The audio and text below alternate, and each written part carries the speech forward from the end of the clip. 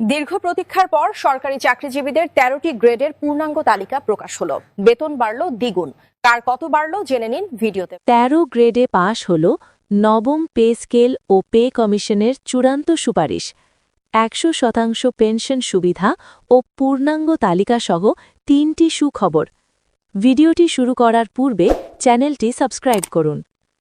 সংশ্লিষ্ট সূত্রের তথ্য অনুযায়ী আগামী ১০ জানুয়ারির মধ্যেই কমিশন তাদের সুপারিশ সরকারে জমা দিবে। এর আগেও রিপোর্ট জমা দেওয়ার সম্ভাবনা নাকচ করা হয়নি।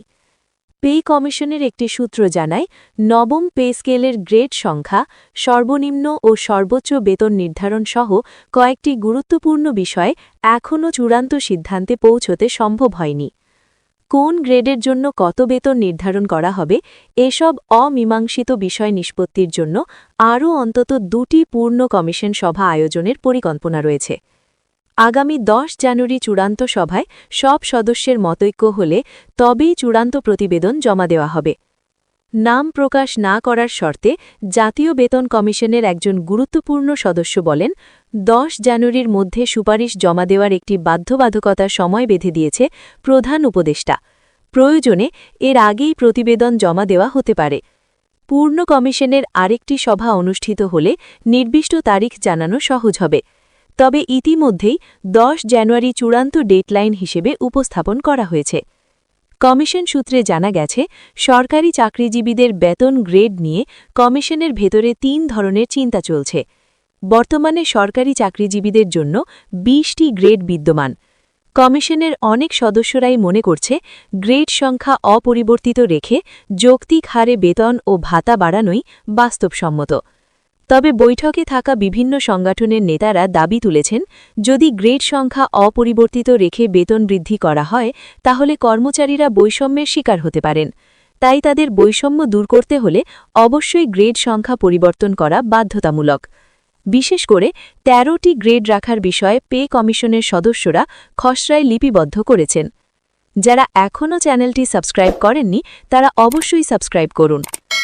এছাড়াও কমিশনের একটি অংশ আরও এক ধাপ এগিয়ে গ্রেড সংখ্যা ১৪টিতে নামিয়ে আনার পক্ষে মত দিচ্ছে। তাদের যুক্তি, গ্রেড বেশি থাকলে বেতন বৈষম্য বাড়ে। তাই কম গ্রেডে বেতন কাঠামো নির্ধারণ করলে বৈষম্য তুলনামূলকভাবে কম হবে।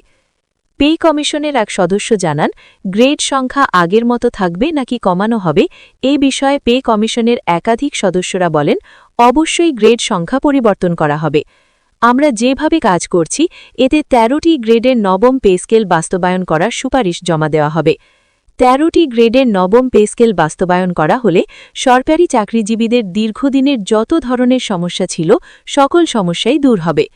তবে বিভিন্ন বিষয় এখানে সংযুক্ত থাকায় সকল কাজ ধীর গতিতে হলেও আগামী ১০ তারিখের মধ্যেই পে কমিশন তাদের রিপোর্ট জমা দেবেন। এদিকে নবম পে স্কেল নিয়ে বিভিন্ন সংস্থা ও সংগঠন থেকে পাওয়া মতামতগুলো গভীরভাবে বিশ্লেষণ করছে কমিশন। তবে এখনও পুরো প্রতিবেদন লেখার কাজ শেষ করা যায়নি। ইতিমধ্যে একটি সূত্র জানায়, সরকারি কর্মচারীদের সাম্প্রতিক মহাসমাবেশ বা ঘোষিত কঠোর কর্মসূচিতে কমিশন বিচলিত নয়। তারা বাস্তবসম্মত ও টেকসই একটি বেতন কাঠামোর সুপারিশ তৈরিতে মনোযোগী। তারা চাচ্ছেন, আমরা এবার যে নবম পে স্কেল বাস্তবায়ন করব সেটা অবশ্যই আগামী ৫ বছর পর্যন্ত বহাল থাকবে। তাই ৫ বছরের আগে যাতে কোনো ধরনের মূল্যস্ফীতির সঙ্গে তাল মিলিয়ে চলতে ব্যর্থ না হয় সে বিষয়গুলো লক্ষ্য রেখেই বেতন ৩০,০০০ টাকার কাছাকাছি রাখার নতুন সিদ্ধান্ত নেওয়া হচ্ছে।